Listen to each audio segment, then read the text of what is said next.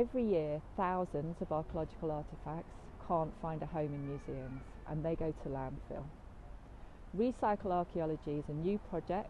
We've just been going for 8 weeks, and our aim is to find new social and sustainable uses for those artefacts that would go to landfill. We believe that archaeological artefacts belong to everyone, and we want everyone to have a chance to get their hands on them.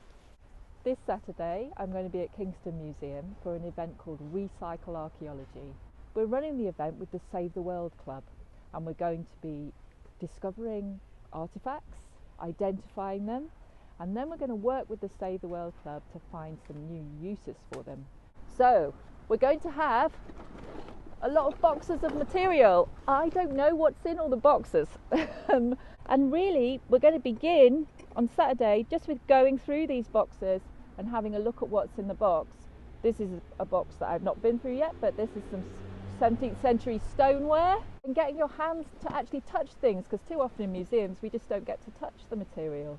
And this material we can touch, we can play with, we can think about and imagine new ways of using it. We're going to make a big mosaic with them, with their mosaic making experts, and we're also going to put some artefacts aside and see if we can think of other ways of using this material as well. So everyone's welcome.